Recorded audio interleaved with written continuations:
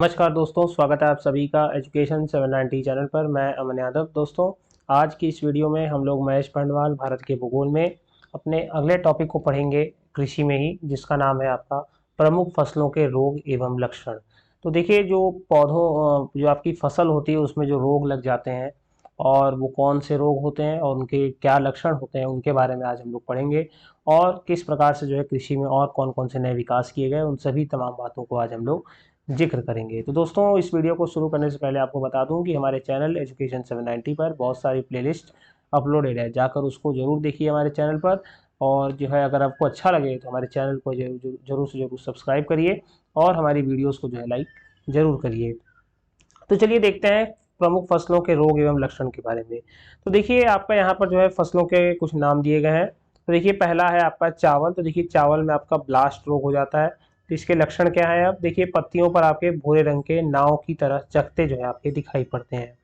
फिर देखिए गेहूं, तो इसमें जो रोग होता है आपका रतुआ, जो कि क्या कहते हैं, पत्तियों पर पीले, भूरे या काले रंग के जो है आपके धब्बे दिखाई पड़ते हैं। ये हैं इसके लक्षण। फिर देखिए, तीसरा आपका गन्ना है, जिसमें जो है लाल विगलन, रेड राट। ठीक है, ये काफी इंपॉर्टेंट है, काफी बार एग्जाम में आया है कि गन्ने में कौन से रोग हो जाते हैं। तो याद रखिएगा, लाल विगलन, जिसे जो है रेड राट भी कहा जाता है। एक मिनट दिखा दूं आपको, हाँ देख लीजिए, लिख लीजिए इसको कि लाल विगलन, रेड राट। तो देखिए, इसमें क्या इसके लक्षण है कि छोटे लाल रंग के धब्बे पत्ती की मध्य सिरा पर प्रकट होते हैं और गन्ने की भीतरी जो है भाग लाल हो जाता है। इसके बाद देखिए, चौथा है आपका चना, जिसमें जो है उकठा जो है रोग हो जाता है। पत्तियां पीली पड़कर सूख जाती हैं और जड़ें काली पड़कर जो है आपकी गल जाती हैं। पांचवा आपका अरहर है, जिसमें जो है तना विगलन, जिसको क्या कहते हैं, स्टेम राट कहते हैं। ठीक है, तो इसमें जो है क्या होता है कि मिट्टी की सतह के पास तने पर जो है भूरे या गहरे भूरे धब्बे अपने उभर जाते हैं और तना कट जाता है और पौधे जो है सीधे आपके मर जाते हैं। तो ये जो है आपके 5 फसलों के यहाँ पर जो है रोग और लक्षण दिए गए थे। ये उन्हीं के बारे में दिया गया है जो काफी बार एग्जाम में आते हैं और काफी बार पूछे जाते हैं, इसलिए सिर्फ जो है आप 5 दिए हैं। आप मत सोचिएगा बहुत कम दिया है, ये वही दिया है जो बहुत इंपॉर्टेंट है। इसके बाद देखिए कि प्रमुख कृषि संगठन और उनके मुख्यालयों के नाम दिए गए। देखिए, भारतीय दलहन अनुसंधान संस्थान आपका कानपुर में स्थित है, इसका मुख्यालय। समेकित कीट प्रबंधन राष्ट्रीय केंद्र का मुख्यालय आपका नई दिल्ली में। अंतर्राष्ट्रीय चावल अनुसंधान संस्थान मनीला में। अर्धशुष्क क्षेत्रों हेतु अंतर्राष्ट्रीय फसल अनुसंधान संस्थान आपका हैदराबाद में। सूखे क्षेत्रों में अंतर्राष्ट्रीय कृषि अनुसंधान क्षेत्र अलेप्पो में। राष्ट्रीय कृषि और ग्रामीण विकास बैंक आपका मुंबई में। अंतर्राष्ट्रीय मक्का और गेहूं वृद्धि केंद्र आपका मैक्सिको में जो है इसका मुख्यालय आपका स्थित है। तो यहाँ पे जो है आपके कुछ प्रमुख कृषि संगठन और उनके मुख्यालय दिए गए थे। आइए अगला देखते हैं प्रमुख कृषि बोर्ड एवं उनके मुख्यालयों के बारे में। तो ये काफी बार एग्जाम में इससे प्रश्न बनता है, मोस्ट इंपॉर्टेंट है। उसमें सबसे इंपॉर्टेंट जो है आपका काफी बोर्ड और रबड़ बोर्ड है। देखिए, तो काफी बोर्ड का जो आपका स्थान मुख्यालय है आपका बेंगलुरु कर्नाटक में है। रबर बोर्ड का आपका कोट्टायम केरल में है। चाय बोर्ड का आपका क्या कहते हैं, कोलकाता पश्चिम बंगाल में मुख्यालय है। तंबाकू बोर्ड का मुख्यालय आपका गुंटूर आंध्र प्रदेश में है। मसाला बोर्ड का मुख्यालय आपका कोच्चि केरल में स्थित है। राष्ट्रीय मांस और पोल्ट्री बर्ड का जो मुख्यालय है आपका ये नई दिल्ली दिल्ली में स्थित है। भारतीय अंगूर प्रसंस्करण बोर्ड आपका पुणे महाराष्ट्र में है। और राष्ट्रीय मांस एवं कुक्कुट प्रसंस्करण आपका नई दिल्ली दिल्ली में स्थित है मुख्यालय। आइए आगे और जान लेते हैं। देखिए, प्रमुख कृषि संस्थान के बारे में जान लेते हैं, ये भी काफी इंपॉर्टेंट है। तो देखिए, राष्ट्रीय मत्स्य उद्योग विकास बोर्ड आपका हैदराबाद में स्थित है। ठीक है, ये मत्स्य के पालन और उनके पूरे चीजों से जो है क्या कहते हैं आपको जानकारी देता है। इसके बाद देखिए, राष्ट्रीय चावल शोध संस्थान आपका कटक में स्थित है। भारतीय डेयरी निगम एवं राष्ट्रीय डेयरी विकास बोर्ड आपका आनंद में स्थित है। इसके बाद देखिए, भारतीय डेयरी अनुसंधान संस्थान आपका करनाल में जो है आपका स्थित है। देखिए, आनंद जो ये जगह है आपकी गुजरात में स्थित है, इसलिए देखिए आपका जो अमूल है आपका, उसका फुल फॉर्म भी आपका आनंद मिल्क यूनियन लिमिटेड है। तो आनंद जो है जगह का नाम है और वहाँ पे जो है कई सारी कोऑपरेटिव मिलके जो है अमूल नाम की वहाँ पे कंपनी शुरुआत की गई थी। तो ये जो है एक बस एक बेसिक फैक्ट है, याद रखिएगा। देखिए, फिर देखिए, भारतीय गन्ना प्रजनन संस्थान आपका कोयम्बटूर में स्थित है। केंद्रीय काफी अनुसंधान संस्थान आपका कुर्ग में। काफी अनुसंधान केंद्र आपका चिकमंगलूर में। जूट कृषि अनुसंधान संस्थान आपका बैरकपुर में। केंद्रीय उर्वरक गुणवत्ता नियंत्रण और प्रशिक्षण संस्थान आपका फरीदाबाद में स्थित है। टिड्डी चेतावनी संगठन का आपका मुख्यालय जोधपुर में स्थित है। कृषि विपणन विपणन एवं निरीक्षण निदेशालय का जो मुख्यालय आपका फरीदाबाद में स्थित है। राष्ट्रीय पौध संरक्षण एवं प्रशिक्षण संस्थान हैदराबाद में स्थित है। चौधरी चरण सिंह राष्ट्रीय कृषि विपणन संस्थान आपका जयपुर में स्थित है। केंद्रीय चारा बीज उत्पादन फार्म आपका हैसर घट्टा में स्थित है। विवेकानंद पर्वतीय कृषि अनुसंधानशाला अल्मोड़ा में। केंद्रीय कृषि अनुसंधान संस्थान जो है आपका पोर्ट ब्लेयर में। तो यहाँ विवेकानंद पर्वतीय कृषि अनुसंधानशाला, यहाँ पे केंद्रीय कृषि अनुसंधान संस्थान। लघु किसान कृषि व्यापार संघ आपका नई दिल्ली में। राष्ट्रीय जैव उर्वरक विकास केंद्र गाजियाबाद में। डिसीज इन्वेस्टिगेशन लेबोरेटरी आपका पुणे में स्थित है। पशु स्वास्थ्य एवं पशु चिकित्सा जैविकी संस्थान कोलकाता में। पशु चिकित्सा और जीव विज्ञान संस्थान आपका बेंगलुरु में। ठीक है, पशु स्वास्थ्य संस्थान आपका जालंधर में। पशु चिकित्सा जैविकी आपका गुवाहाटी में। राष्ट्रीय पटसन एवं संबंधी रेशे अनुसंधान कोलकाता में। और भारतीय प्राकृतिक रेजिन्स और गम संस्थान आपका रांची में स्थित है। तो यहाँ पे हमने प्रमुख कृषि संस्थान और उनके मुख्यालयों के बारे में देख लिया। अब देखिए एक और चीज देख लेते हैं, ई नेशनल एग्रीकल्चर मार्केट, जिसको हमने एक दिन पढ़ा था, ई नाम। तो देखिए 14 अप्रैल 2017 को जो 16 को जो है प्रधानमंत्री द्वारा राष्ट्रीय कृषि बाजार के लिए आपका ई ट्रेडिंग प्लेटफॉर्म ई नाम की प्रायोगिक परियोजना का जो है शुभारंभ किया गया था। और ई नाम वस्तुतः Akhil Bharatiya electronic trading portal है, जो निवर्तमान कृषि विपणन समितियों की मंडियों की एकत्रित कर कृषि जिनसे हेतु एकत्रित राष्ट्रीय बाजार जो है आपका विकास करता है। देखिए मूल रूप से इसमें यही है कि जो आपका मंडियां हैं उसको एक तरह से ऑनलाइन कर देना, यही जो है इसका पूरा वर्क है। ठीक है, पूरा अगर सीधा साधा उद्देश्य इसका देखा जाए तो जो मंडियां जो है ऑफलाइन है उनको क्या कहते हैं, एक तरह से ऑनलाइन बनाने की प्रक्रिया इसमें की गई है। तो देखिए ये पुराना फैक्ट है 2016 का, आप लोग मेंस राइटिंग में लिखें तो उसमें आप लोग ऐड कर सकते हैं थोड़ा पॉइंट। इसके बाद देखिए भारत के कृषि शोध संस्थान जो आपके भारत में स्थित है, उनको जो है यहाँ पे भारत के मैप में जो है आपका दिखाया गया है। तो आप लोग देख सकते हैं जो हमने ऊपर पढ़ा था, जैसे राष्ट्रीय चावल अनुसंधान संस्थान कटक आपका उड़ीसा में स्थित है। केंद्रीय पटसन एवं व संबंधित रेशे अनुसंधान आपका कोलकाता में स्थित है। केंद्रीय सूती वस्त्र अनुसंधान आपका देखिए नागपुर में स्थित है। तो ये देखिए केंद्रीय समुद्री मत्स्य अनुसंधान संस्थान आपका कोच्चि में स्थित है। तो आप लोग देख सकते हैं यहाँ पर इस पूरे मैप को दिखा देता हूँ। ठीक है, बाकी मैं इसको पढ़ूंगा नहीं क्योंकि पढ़ने का मुझे मतलब नहीं है, आपको इसको देख लेना है एक बार। ठीक है, ये देख लीजिए आप लोग। चलिए यहाँ पे बगल में कुछ चीजें दी गई हैं, इनको पढ़ लेते हैं। देखिए प्रधानमंत्री किसान संपदा योजना, तो इसके तहत जो है आपका खाद्य प्रसंस्करण उद्योग मंत्रालय की योजनाओं को आपका 3 मई 2017 को प्रधानमंत्री की अध्यक्षता में जो है पुनर्गठित किया गया था। इसमें जो है आर्थिक मामलों को मंत्रिमंडल समिति ने एक नई केंद्रीय क्षेत्र योजना के तहत तथा कृषि समुद्री प्रसंस्करण और कृषि प्रसंस्करण क्लस्टर विकास हेतु जो है इस योजना संपदा का जो है शुरुआत की है। संपदा का फुल फॉर्म आपका scheme for agro marine processing and development agro processing cultures जो है आपका है। तो इस प्रकार जो है ये भी आपका पुराना डेटा ही है। ठीक है, अधिकतर इसमें जो डेटा पुराना हो चुके हैं, तो ये जो है भी आपका किसी वर्क में नहीं है। ठीक है, फिर भी देख लेते हैं। खाद्य प्रसंस्करण उद्योग मंत्रालय द्वारा संपदा योजना का पुनर्निर्माण किसान संपदा योजना जो है कर दिया गया है। इसके बाद देखिए 23 अगस्त 2017 को प्रधानमंत्री की अध्यक्षता में आर्थिक मामलों की मंत्रिमंडलीय समिति ने इस योजना का पुनर्निर्माण प्रधानमंत्री किसान संपदा योजना के रूप में जो है स्वीकृति आपकी प्रदान कर दी गई है। तो यहाँ पे आपका 3 पॉइंट दिया गया है, इसको आप लोग पढ़ लीजिएगा। तो चलिए अपने मुख्य पॉइंट की तरफ बढ़ते हैं, जो है आपका कृषि जलवायुविक प्रदेश एग्रो क्लाइमेटिक रीजन। तो आपके कुछ प्रदेशों में जो है आपका बांटा गया है, इसको अभी हम लोग मैप में देखेंगे आगे। देखिए कृषि जलवायु प्रदेश को निर्धारित करने के लिए वर्षा, तापमान, मिट्टी संबंधित विशेषताएं, किसी विशेष क्षेत्र में अपनाई जा सकने वाली कृषि पद्धति और वहां की पर्यावरणीय समस्याओं को शामिल जो है आपका किया जाता है। तो किसी जलवायु प्रदेश को निर्धारित करने के लिए आपका ये कुछ फैक्टर्स दिए गए हैं, जैसे वर्षा, तापमान, मिट्टी से संबंधित जो विशेषताएं होती हैं किसी विशेष क्षेत्र में, जो कृषि पद्धति जो है उसके हिसाब से जो है अपनाना चाहिए, जो वहाँ के पर्यावरण को जो है आपका सूट कर रहा हो, तो जो है इसमें जो है आपका शामिल किया जाता है। इसके बाद देखिए उसके लिए विभिन्न प्रकार की विकास रणनीतियां आपकी बनाई जाती हैं और इन आधारों पर जो है आपका योजना आयोग ने 1979 में जो है आपका भारतीय कृषि जलवायु प्रदेश को 15 वृहद भागों में आपका विभाजित किया था। तो कब किया था आपका 1989 में जो है आपका जलवायु प्रदेश में क्या कहते हैं बांटा था, और वही 15 वृहद भागों में आपका बांटा गया था। तो देखिए उन 15 कृषि जलवायु प्रदेश को यहाँ पे जो है आपका नक्शा के रूप में जो है आपको दिया गया है, मैप के रूप में। तो देखिए आपका यहाँ पे जो पहला क्षेत्र है, मैं आपको बता दूं पढ़ के पूरा इसको। देखिए पहला क्षेत्र आपका पश्चिमी हिमालय का क्षेत्र है, ठीक है, यहाँ पे देखिए 1 नंबर करके दिया गया है। दूसरा क्षेत्र आपका है पूर्वी हिमालय का क्षेत्र, ठीक है। तीसरा क्षेत्र आपका गंगा का निचला मैदान का क्षेत्र है। चौथा है आपका मध्य गंगा का मैदान। पांचवा है आपका ऊपरी गंगा का मैदान। छठा है आपका ट्रांस गंगा मैदान, ठीक है। फिर देखिए सातवां आपका जो है पूर्वी पठार व पहाड़ी है। फिर देखिए आठवां आपका मध्य पठार है। नौवें में आपका पश्चिमी पठार व पहाड़ी क्षेत्र है। 10वें में आपका दक्षिणी पठार व पहाड़ी क्षेत्र आएगा। 11 में आपका पूर्वी तटीय व पहाड़ी क्षेत्र सम्मिलित है। 12 में आपका पश्चिमी तटीय मैदान व पहाड़ी क्षेत्र स्थित है। 13वें में जो है आपका गुजरात का मैदान व पहाड़ी क्षेत्र है। और क्या कहते हैं 15 आपका, हाँ 15 जो है आपका द्वीपीय क्षेत्र और जो है क्या कहते हैं आपके आइलैंड में जो है आपके बसाए गए हैं।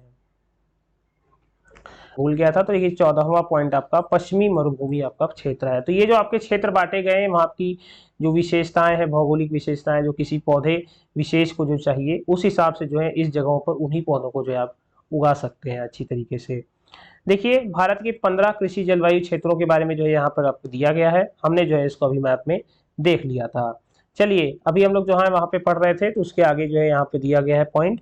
तो देखिए कृषि प्रदेश विशेष की कृषि जलवायु विशेषताओं को प्रदर्शित करने के लिए वहाँ की जलवायु दशाओं, मिट्टी की उर्वरता एवं वर्तमान कृषि पद्धतियों की विश्लेषित करते हुए नई विकास रणनीति आपकी बनाई जाती है। तो देखिए ये 15 कृषि जलवायु क्षेत्र किस प्रकार से निर्धारण किए गए हैं उसके बारे में बताया गया है कि वहाँ की जलवायु दशाओं को और मिट्टी की उर्वरता और वर्तमान कृषि पद्धतियों को जो है विश्लेषण वहाँ पे जो है एनालिसिस किया जाता है, जिसके तहत जो है वहाँ की नई विकास प्रणाली बनाई जाती है, ताकि उस क्षेत्र में जो है आपकी अधिकतम उत्पादकता, संतुलित व पर्यावरण मैत्री इको फ्रेंडली कृषि विकास के साथ आपका जो है शुरुआत हो सके।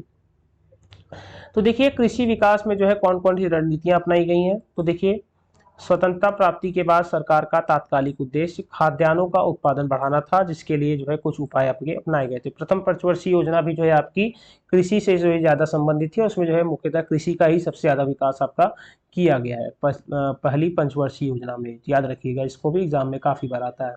तो देखिए जो है कुछ अपनाए गए थे कृषि विकास रणनीतियों के। तो पहला आपका है कि इस क्षेत्र की प्राकृतिक उर्वरता को बढ़ाने व बनाए रखने के लिए रासायनिक व जैव उर्वरकों के जो है बेहतर उपयोग पर आपका बल दिया गया था। वर्तमान समय में नाइट्रोजनी उर्वरकों के अत्यधिक प्रयोग से यहाँ की मिट्टियों में नाइट्रोजनी विषाक्त जो है उत्पन्न हो गया, क्योंकि अधिकतम अगर हम उर्वरक का जो है इस्तेमाल करेंगे जो मानव द्वारा निर्मित है, तो उससे जो है धीरे धीरे वहाँ की जमीन जो है जहरीली हो जाती है, विषाक्त इसे लिखा गया है। अतः जो है यहाँ जरूरी है कि एनपीके का जो अनुपात है, मतलब नाइट्रोजन, फास्फोरस और पोटेशियम का, ठीक है, ये मुख्यतः जो है आपके उर्वरक में ही आपके शामिल है, इनका जो है आपका अनुपात 4:2:1 का ही आपका होना चाहिए, जिससे कि आपका मृदा आपकी संतुलित होगी, विषाक्त नहीं होगी। क्योंकि एक ही अगर मिनरल की ज़्यादा उसमें बढ़ोतरी हो जाएगी तो वो भूमि जो है आपकी फिर अन्य मिनरल उसमें नहीं मिल पाएंगे, जिससे पौधा आपका उतना अच्छा नहीं हो पाएगा फसल। फिर देखिए मृदा अपरदन की समस्या को रोकने के लिए इन प्रदेशों में आपका सामाजिक वानिकी व वनारोपण को प्रोत्साहित किया जा सकता है, और यहाँ पर भूमिगत जल स्तर भी जो है कमी आ रही है, इसलिए यहाँ जो है आवश्यक है कि उपयुक्त जल प्रबंधन तकनीक आपकी अपनाई जाए। और जल प्रबंधन के लिए आपका जो है नहर की योजना बनाई जाती है, जैसे इंदिरा गांधी नहर योजना। तो यही जो है इन सब की क्या कहते हैं जल स्तर में जो है कमी आ जाती है, तब ऐसी चीज़ों की शुरुआत की जाती है। देखिए रबी की फसल के लिए अभी भी सिंचाई की बेहतर सुविधा आवश्यक है। कृषि भूमि में बेहतर कृषि पद्धति का प्रयोग कृषि उत्पादकता बढ़ाने व मिट्टी की प्राकृतिक उर्वरता बनाए रखने के लिए आवश्यक है। अतः फसल चक्रण, चक्रीय कृषि, रिले कृषि और मिश्रीय संचयन को जो है अपनाना जरूरी है। इन क्षेत्रों में जो है कृषि की विविधता के लिए खाद्य फसलों के साथ साथ नगदी फसलों के उत्पादन को भी आपका प्रोत्साहित किया जाना चाहिए। अब देखिए भारत में कृषि में कितना विकास हुआ है 1947 से लेकर अभी वर्तमान तक। तो देखिए भारत में करीब 57% भूभाग पर आपका कृषि की जाती है, जबकि विश्व में कुल भूमि के केवल 11% भूभाग पर ही आपकी कृषि की जाती है। यहाँ प्रति व्यक्ति कृषि भूमि धारण अनुपात केवल जो है आपका 0.31 हेक्टेयर है, जो विश्व औसत में करीब 0.59 हेक्टेयर प्रति व्यक्ति से लगभग आधा है। ठीक है, तो यहाँ हर व्यक्ति को जो है बहुत कम भूमि मिली हुई है, या कह लीजिए किसी किसी के पास बहुत ज्यादा भूमि है और किसी के पास बहुत ही कम है। देखिए अधिक जनसंख्या वाले विकासशील देश अधिकतर गहन कृषि करते हैं, जहां छोटी जोतों पर सामान्यतः जीविकोत्पादन के लिए फसलें आपकी उगाई जाती हैं। बड़ी जोतें वाणिज्यिक कृषि के लिए जो है अधिक उपयोग क्या कहते हैं होती हैं। वाणिज्यिक मतलब कमर्शियल इंटरेस्ट के लिए होती हैं, जैसे संयुक्त राज्य अमेरिका और कनाडा और ऑस्ट्रेलिया में जो है ऐसी वाणिज्यिक कृषि आपकी की जाती है। देखिए प्रौद्योगिकी और संस्थागत सुधार किस प्रकार से हुआ है, तो देखिए भारत में कृषि हजार वर्षों से की जा रही है, और परंतु प्रौद्योगिकी और संस्थागत परिवर्तन के अभाव में लगातार भूमि संसाधन के प्रयोग से जो है कृषि का विकास आपका अवरुद्ध हो रहा है। मतलब कृषि में जितनी विकास होनी चाहिए आपकी प्रौद्योगिकी और संस्थागत के रूप में, उतनी जो है इसमें नहीं हो पा रही है, और इसकी गति भी जो है आपकी धीरे धीरे कम होती जा रही है। देखिए स्वतंत्रता के पश्चात देश में जो है संस्थागत सुधार लाने के लिए जोतों की आपकी चकबंदी, सहकारिता को प्रोत्साहन और जमींदारी को जो है समाप्त करने की प्राथमिकता दी गई थी। प्रथम पंचवर्षीय योजना मोस्ट इंपॉर्टेंट यहाँ याद रखिएगा, प्रथम पंचवर्षीय योजना में जो है भूमि सुधार मुख्य लक्ष्य था, और वर्ष 1960 और 70 के दशकों में भारत सरकार ने कई प्रकार के कृषि सुधारों की शुरुआत की थी। सिंचाई के साधनों का विकास होने से जो है देश के एक बड़े भाग में जो है अभी भी किसान खेती बाड़ी के लिए मानसून और भूमि की प्राकृतिक उर्वरता पर निर्भर करते हैं। मतलब इतने साधनों के होने के बाद भी जो है वहाँ पर अभी भी उतनी अच्छी सुविधाएं प्रदान नहीं कर पाए हैं, तो ये जो है देश की एक थोड़ी नाकामी है। ठीक है, धीरे धीरे इसको भी जो है हम लोग कंप्लीट कर लेंगे। देखिए बढ़ती हुई जनसंख्या के लिए यह एक महत्वपूर्ण चुनौती है। 55% से भी अधिक लोगों को आजीविका प्रदान करने वाली कृषि में कुछ गंभीर तकनीकी एवं संस्थागत सुधार लाने की आवश्यकता है। पैकेज टेक्नोलॉजी पर आधारित हरित क्रांति, ठीक है, हरित क्रांति जो कि आपके 1960 में आई थी कृषि से संबंधित विकास करने के लिए, खासकर वो भी गेहूं और चावल के रूप में। ठीक है, तो पैकेज टेक्नोलॉजी पर आधारित हरित क्रांति तथा श्वेत क्रांति जो दूध के लिए हुई थी, जिसका ऑपरेशन फ्लड के नाम से जाना जाता है, जैसे कुछ रणनीतियां कृषि सुधार के लिए जो है आरंभ की गई थी, और 1980-1990 के दशकों में व्यापक भूमि विकास कार्यक्रम जो आपका प्रारंभ किया गया, जो संस्थागत और तकनीकी सुधारों पर आपका आधारित था। इस दिशा में देखिए उठाए गए कुछ महत्वपूर्ण कदमों में आपका सूखा, बाढ़, चक्रवात, आग तथा बीमारी के फसल बीमा के प्रावधान, और किसानों की कम दर पर ऋण सुविधाएं उपलब्ध कराने के लिए ग्रामीण बैंकों, सहकारी समितियों और बैंकों की स्थापना जो है आपकी सम्मिलित थे। इसके बाद देखिए आपका कि किसानों के लाभ के लिए जो है भारत सरकार ने किसान क्रेडिट कार्ड और व्यक्तिगत दुर्घटना बीमा योजना जो है आपकी प्रारंभ की थी। कई बार मौसम सही ना होने से जो है, मानसून बारिश सही न होने से जो है फसल खराब हो जाती है, तो इसलिए जो है उसका बीमा कराना शुरू कर दिया गया, जिससे कि किसानों को किसी प्रकार का कोई दुर्घटना ना हो, मतलब कोई फसल उनकी नुकसान ना हो। इसके बाद देखिए इसके अतिरिक्त आकाशवाणी और दूरदर्शन पर किसानों के मौसम की जानकारी के बुलेटिन और कृषि कार्यक्रम जो है आपके प्रसारित किए जाते हैं। किसानों को बिचौलियों और दलालों के शोषण से बचाने के लिए न्यूनतम समर्थन मूल्य, मिनिमम सपोर्ट प्राइस जिसे एमएसपी कहा जाता है, और सब कुछ महत्वपूर्ण फसलों के लाभदायक खरीद मूल्यों को सरकार आपकी हर साल घोषणा करती है। देखिए भूमि पर पुश्तैनी अधिकार के कारण यह टुकड़ों में बढ़ती जा रही है, जिससे जो है चकबंदी कराना आपका अनिवार्य हो गया। तो इस प्रकार से जो है आपका प्रौद्योगिकी और संस्थागत सुधार भी आपके जरूरी हैं कृषि में। अब देखिए कृषि का भारतीय अर्थव्यवस्था, रोजगार और उत्पादन में कितना योगदान रहा है, तो इसका जो है आपका डेटा हमेशा जो है लेटेस्ट आपका अपनाया जाता है। फिलहाल जो इसमें डेटा है पुराना वाला, मैं उसी को पढ़ रहा हूँ, लेकिन लेटेस्ट डेटा जो है मैं आपके लिए जल्द लेकर आऊँगा। एक बेसिक आइडिया आपको बन जाना चाहिए कि किस तरह से जो है हम लोग नए क्या कहते हैं डेटा को पढ़ें, तो हमें उसमें से कौन सी ज़रूरत की बातों को ही जो है लेना है। कृषि जो है भारतीय अर्थव्यवस्था की आपकी रीढ़ है। सकल घरेलू उत्पाद के कृषि के योगदान का अनुपात वर्ष 1951 से लगातार घटने के उपरांत भी या 2016 में देश की 59% लोगों के जनसंख्या के लिए जो है रोजगार व आजीविका का साधन है। मतलब 1951 से लगातार जो है कृषि में काम कर रहे लोगों की प्रतिशत जो है घटते जा रहा है, फिर भी आज भी ये जो है रोजगार का साधन जो है 59% तक लोगों का है। अब देखिए कृषि का जो है सकल घरेलू उत्पाद में जो है मतलब जीडीपी में घटता अंश गंभीर चिंता का विषय है, क्योंकि कृषि में किसी भी प्रकार की गिरावट और गतिरोध अर्थव्यवस्था के लिए अन्य क्षेत्रों में गिरावट लाएगा। देखिए कृषि के महत्व को समझते हुए भारत सरकार ने इसके आधुनिकीकरण के लिए जो अत्यधिक प्रयास किए हैं। भारतीय कृषि में सुधार के लिए आपका भारतीय कृषि अनुसंधान परिषद ICAR व कृषि विश्वविद्यालयों की स्थापना भी की गई। पशु चिकित्सा सेवाएं और पशु प्रजनन केंद्र की जो है आपकी स्थापना, राष्ट्रीय बागवानी मिशन, मौसम विज्ञान और मौसम के पूर्वानुमान के जो है क्षेत्र में अनुसंधान और विकास को वरीयता दी गई थी। तो इस प्रकार से जो है कृषि को आधुनिकीकरण के लिए जो इतने तमाम तरह के कार्य किए गए हैं। और वर्तमान में देखिए कि भारतीय किसान को अंतर्राष्ट्रीय प्रतिस्पर्धा के रूप में एक बड़ी चुनौती का सामना करना पड़ रहा है, जबकि सरकार कृषि क्षेत्र में विशेष रूप से जो है सिंचाई, ऊर्जा, ग्रामीण सड़कों, मंडियों और यंत्रीकरण में जो है सार्वजनिक पूंजी के निवेश को जो है कम करती जा रही, जो कि आपका चिंताजनक है। तो जैसे सरकार जो है जितनी जरूरत पड़ती है सिंचाई, ऊर्जा में, ग्रामीण सड़कों में, मयंत्रीकरण में, तो इस तरह से जो है सार्वजनिक पूंजी का जो है निवेश धीरे धीरे कम किया जा रहा है, जिससे कि जो है एक तरह की चिंताजनक बात है।